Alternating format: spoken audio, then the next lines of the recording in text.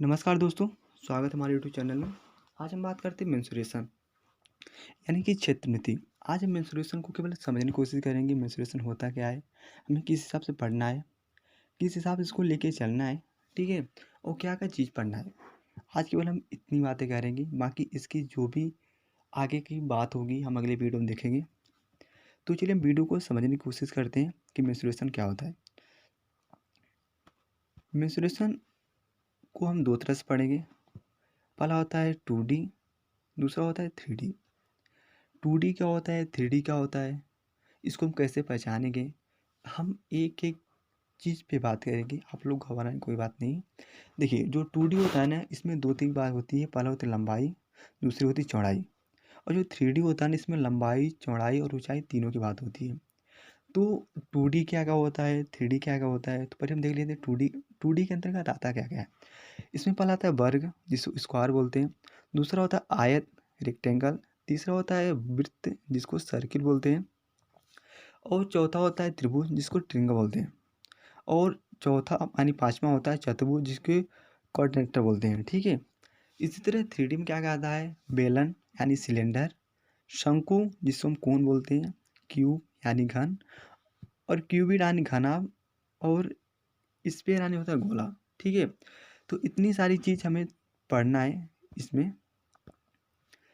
और इसके साथ साथ हम ये भी देखेंगे कि 2D में और क्या चीज़ पढ़नी है। जैसे कि 2D में हमें पढ़ना क्या, मतलब कि इतने चीज़ तो हमें पढ़ना है। और इसके अंतर्गत हमें क्या क्या पढ़ना है 2D में, तो उसमें हमें क्या पढ़ना है, क्षेत्रफल, परिमाप, परिधि और विकर्ण। आप लोग सोचते होंगे ये परिमाप क्या है, परिधि क्या है, विकर्ण क्या है चीज़ है। इसी तरह हम इन सब के बारे में आगे बात करेंगे। इसी तरह क्या होता है कि 3D में क्या क्या पढ़ना है, हमें क्षेत्रफल पढ़ना है, आयत पढ़ना है, वक्रपृष्ठ का क्षेत्र पढ़ना है, और समपूर्ण पृष्ठ क्षेत्रफल पढ़ना है, ठीक है। तो चलिए हम बात करते हैं कि क्षेत्रफल होता होता क्या चीज़ है। देखिए, जो क्षेत्रफल है ना, क्षेत्रफल मान लीजिए कोई खेत है, ये अपना क्या है, खेत। इसके जो बीच वाला भाग है, ये यानी कि लंबाई और चौड़ाई के द्वारा घेरा गया जो भी जगह होगा, वो पूरी एरिया क्या बोलते हैं, क्षेत्रफल। ये अपना बीच वाला पूरा भाग क्या होता है, क्षेत्रफल कहलाता है। इसी तरह परिमाप क्या होता है, परिमाप का मतलब होता है कि इसी खेत में मान लीजिए ये वाला कोई खेत था। इसी खेत में मान लीजिए कि ये जो चारों तरफ का होता है ना, ये बॉर्डर, जिसको गांव क्या बोलते हैं, मेड़, यानी ये चारों तरफ की जो भी लंबाई होगी, इसे परिमाप बोलते हैं। परिमाप तो समझ आ, लेकिन परिधि क्या होगी। देखो, जो वृत्त होता है ना, वृत्त के लिए परिमाप यूज किया, उसके लिए परिधि यूज की जाती है। बाकी दोनों का मतलब सेम ही होता है, ठीक है। और विकर्ण क्या होता है, विकर्ण, विकर्ण को अगर हम समझने की कोशिश करें तो मान लीजिए कोई घर है, कोई कमरा है, ठीक है ना। इस कमरे के अंदर हम कितनी बड़ी, अधिकतम कितनी बड़ी चीज़ रख सकते हैं, उसे विकर्ण कहते हैं। यानी अधिकतम दूरी, अधिकतम जितनी लंबाई की हम वस्तु रख सकते हैं, उससे हम विकर्ण कहते हैं। इसी तरह अगर हम आयतन की बात करें, तो आयतन का मतलब होता है उसकी क्षमता, यानी उसकी धारिता आयतन कहलाती है। मान लीजिए कोई ग्लास है, इस ग्लास के अंदर हम जितना वाटर रखेंगे, उस वह उसकी क्या होगी, क्षमता कहलाएगी। क्षमता को हम क्या बोलते हैं, आयतन। तो इस तरह हम समझ सकते हैं क्या होता है क्षेत्रफल, क्या होता है परिमाप, क्या होता है विकर्ण, क्या होता है और आयतन क्या होती है, ठीक है।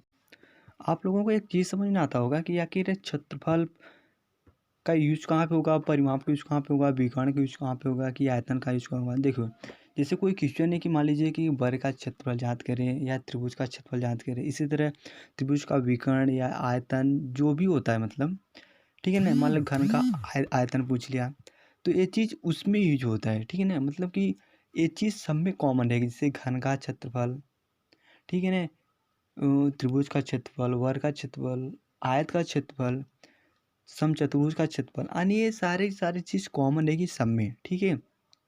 तो ये चीज़ वहाँ पे यूज होती है। तो चलिए हम इसके बाद बात करते हैं क्षेत्रफल के बारे में। आप लोग बिल्कुल परेशान मत होइए, बस जितना बोला जा रहा है केवल उतना पढ़िए। और जैसे आप क्वेश्चन करेंगे ना, तो आपको सारी चीज़ समझ में आने लगेगी, ठीक है। तो चलिए हम इकाइयों की बात करते हैं कि इकाइयाँ क्या होती है, कौन सी चीज़ किस पे यूज होता है। तो अगर हम इकाइयों की बात करें तो क्षेत्रफल हमेशा सेंटीमीटर स्क्वायर, मीटर स्क्वायर और किलोमीटर स्क्वायर में यूज होता है।